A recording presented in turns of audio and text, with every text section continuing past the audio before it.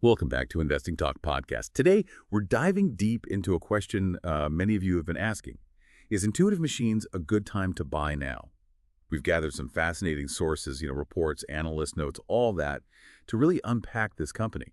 Our goal, as always, is to give you a clear, concise, and comprehensive understanding of what's going on with this stock, so you can walk away feeling well-informed. Yeah, it's an interesting one because, while the company is definitely a pioneer in its field, the investment picture has, well, several layers we need to peel back. We'll look at everything from their financials, their valuation, to what analysts are saying, and crucially, what the risks really are.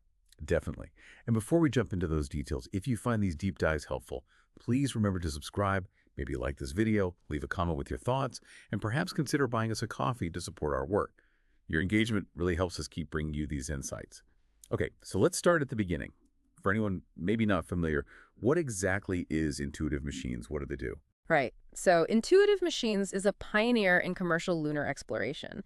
And what's really fascinating here is their actual concrete achievement.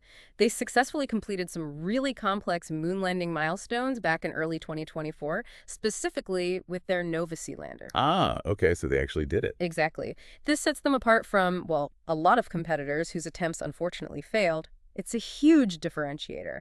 And if you connect this to the bigger picture, their unique industry position comes a lot from their collaboration with NASA's Artemis program. And SpaceX, too. NASA and SpaceX. Big names. Yeah, it suggests potential for sustained contracts, significant growth within this whole new space economy.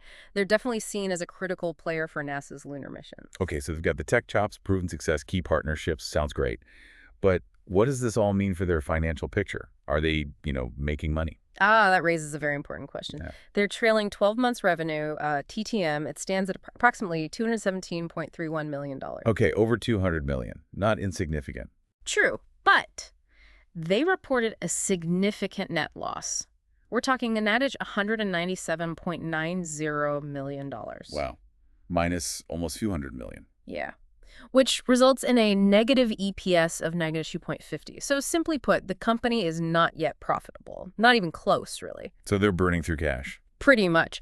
This financial state suggests they are in a heavy investment or, scaling phase, which is, frankly, typical for these innovative aerospace firms. While specific debt and cash flow details weren't readily available in the sources we looked at, that big negative net income and just their early stage nature, it likely means they're experiencing ongoing cash burn. A lot of it. That makes sense for a pioneering company, I guess, but still. Yeah. How does the market actually value them, given these financials? Let's talk about those valuation metrics. Right. So because of those losses, their PE ratio is NA. You just can't calculate it meaningfully. Right. No earnings. Exactly. But we can look at other things. Their price to sales ratio, PS, is around 8.9. That's calculated by their market cap, which is about $1.94 billion, divided by that revenue number, $0.217 billion. Okay, 8.9. Is that high? Low. Well, the space sector's PS can vary a lot, maybe between 5 and 15 typically. So Intuitive Machines is definitely on the higher side. It reflects those high growth expectations baked in. Got it. Higher side. What else? Okay, here's where it gets, well, really interesting. Their price to book ratio, PB, is 4.53. 4.53. Yes, that's quite high. Some might even say comparable to dot-com bubble levels from back in 2000. It really indicates an expensive valuation based on their actual assets. Wow. Okay, so high PS, very high PB. What are analysts saying price-wise? Yeah, the targets vary widely. Some forecasts indicate a potential price drop, maybe down to around $5 in 2025, with downside risks potentially as low as like 62 cents. Ouch. And upside maybe near $9.40. So a huge range there. Another forecast suggests maybe just minimal short-term price erosion, about 7.56% down to around $10.04. And where is it now? The current price, just for context, is about $10.86. Okay.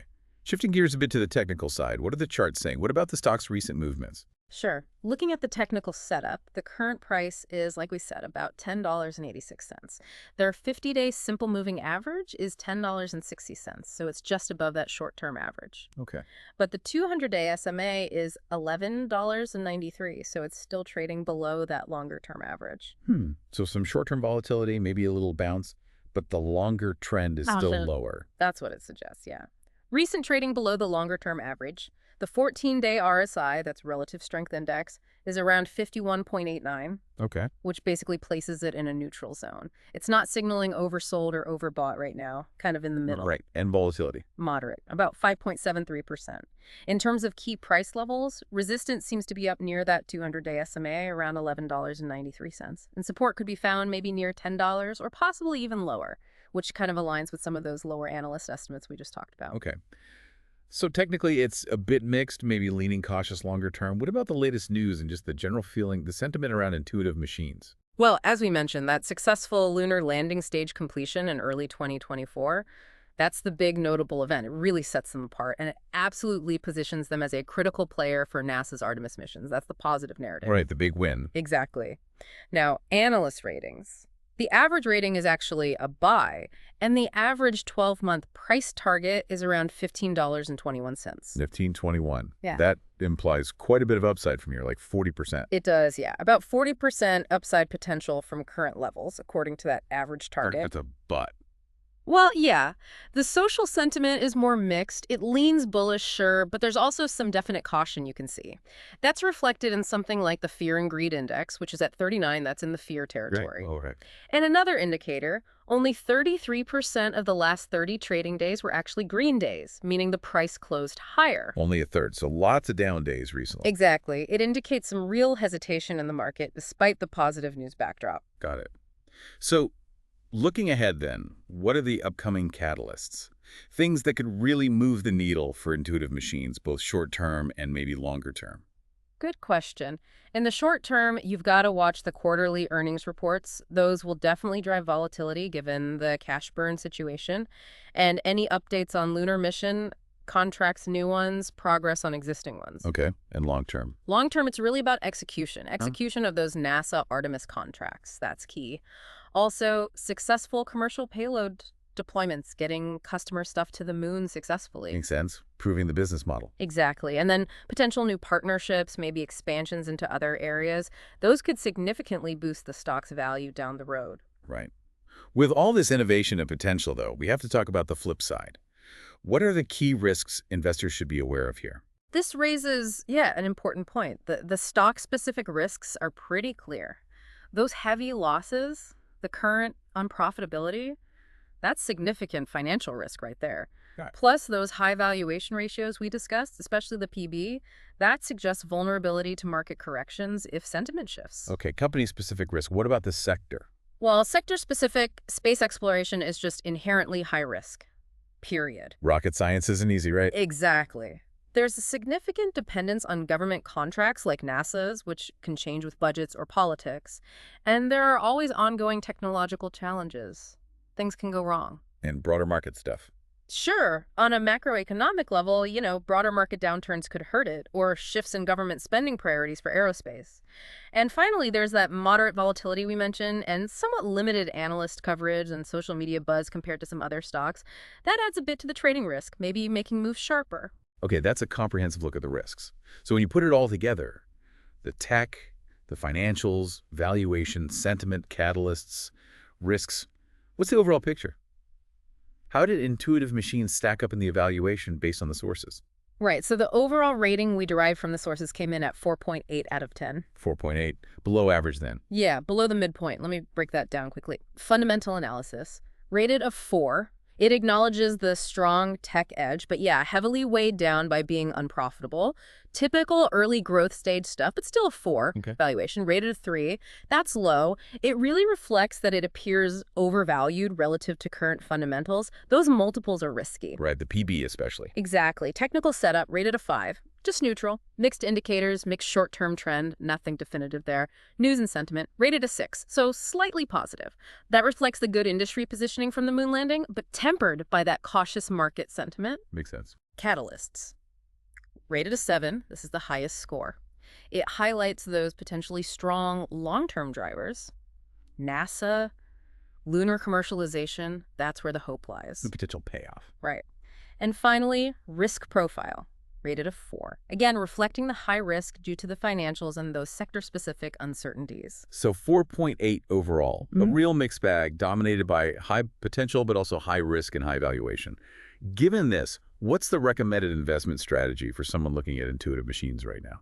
Well, if we connect this back for investors, the sources seem to suggest that looking at those downside forecasts, maybe a target entry price closer to $5 to $7 would offer a better risk-reward balance. That's quite a bit lower than the current price, around $10.86. Yeah, waiting for a significant pullback, basically. Absolutely. For short-term traders, it doesn't look ideal right now, honestly, not without a really strong risk appetite and the ability to monitor it constantly, given the volatility and those somewhat negative near-term price forecasts. Right. But for long-term investors, Intuitive Machines could be a consideration. If you want thematic exposure to space exploration, it's definitely a key player, but it requires patience. A lot of patience, waiting for profitability, waiting for contract execution, and ideally entering at a much lower price point. And for trading, any specifics? Stop losses, targets. Yeah, the usual advice applies, especially with this volatility. A stop loss maybe 10–15% below your entry seems prudent. Take profit targets. You'd probably scale those, maybe starting around 15–30% gains, depending heavily on how those catalysts actually play out, if they play out. So just to summarize then, it really sounds like a promising company, unique positioning. They've actually done something amazing with the moon landing, but they're wrestling with these big losses and a pretty hefty valuation risk right now. It seems expensive at current levels, and some forecasts are pointing lower. So perhaps more suitable for patient, long-term investors who can handle the volatility and risk and maybe should wait for a better entry price. I think that sums up the findings pretty well, yeah. It's a fascinating case study in high-risk, high-potential investing. Definitely. What stands out most to you from this deep dive into Intuitive Machines? It really highlights the complexity of investing in these frontier tech areas. Indeed. While the pioneering spirit, the sheer innovation of a company like Intuitive Machines is incredibly compelling, really understanding the underlying financials, the valuation, the market sentiment, it's just crucial. And this raises an important question, I think, for you listening.